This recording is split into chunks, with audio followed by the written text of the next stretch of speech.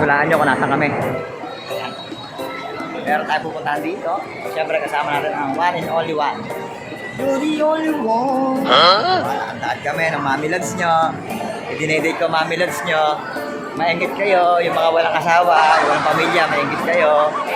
Masaya kami. Kami kayo na kayo ano, ano rin po sa video. Walaan nyo kung saan kami pupunta. Tumakay kami sa elevator. Walang ticket yan. At yun nga po mga dealers, natungo nga po kami ni Missy sa SM, Calamba City para maghanap at hahanap kami ng panibagong unit. At dahil nga po doon sa kami ay kumita ng konti dito sa World App at nakaipon po ang aking Mrs. na hindi ko naman po inaasahan ay bibili daw po niya ako ng bagong unit. So yun nga, ganda nga po ng ngiti ng daddy dealers nyo kasi nga po pinangako po sa akin ni Mrs. na ibibili daw po niya ako ng bagong cellphone upang sa ganun ang aking pagbablog ay maging maayos at hindi nga naman po nagkakaloko-loko po sa minsan at minsan po ay mabilis na rin po malobat ang aking unit. So ang ginagamit ko pong unit yan, hindi po ako endorser niyan. Talagang ako po ang ginagamit ko talagang unit ay Vivo lang po. Simula sa po nung nawala po ang Nokia. Kaya yun po ang pinangako sa akin ng asawa at nakaipon po siya. Sa pamamagitan po ng World App at ang misis ko po ay masipag po talaga mag-invite. So ito po yung isa sa nagusto kong unit, Vivo Y29. Unang-una, mura po siya at saka budget din lang po at kayang-kaya po. Kayang-kaya po ng budget na gaya po sinabi mga po na pinaipunan po ng aking asawa yan. Dahil nga po sa nangako po siya sa akin dahil tinutulungan po siya mag-invite na mag-invite at sinisipago po namin mag-invite kaya po nakailikon po kami ng pambili ng bagong cellphone. At sigurado nga po ang daddy niya ay maligay malit. Papasana all ka na lang.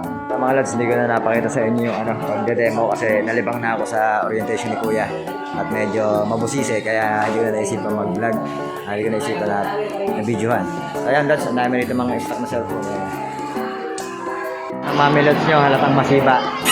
Alam na kung paano mag-operate ito.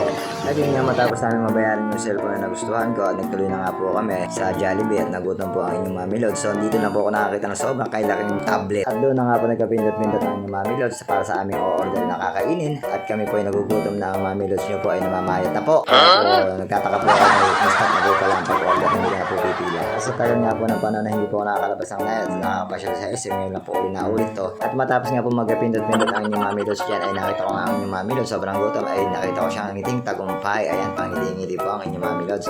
So yun, naghanap na po ako ng pwesto niya ng aming mapupwesto mag-asawa. So balit hanggang habang naghihintay ako ng... At yun nga po mga Lods, excited na po ako kaya pinakailaman ko uli yung box na tinignan ko po yung Vivo na bago kong cellphone at excited po ako. Inisa-isa ko po siya at meron po siyang kasamang charger, kasama rin pong earphone, headset, bluetooth. Ayan, hanggang sa pinagsama-sama ko po yung mga bagay na tulad ng resibo at warranty. Kung sakali man pong mawala po yung cover o magluma na, ay pwede pong palitan ng walang bayad. At syempre, bago matapos ang aking vlog na to, gusto ko magpasalamat sa aking asawa sa suporta niya sa akin.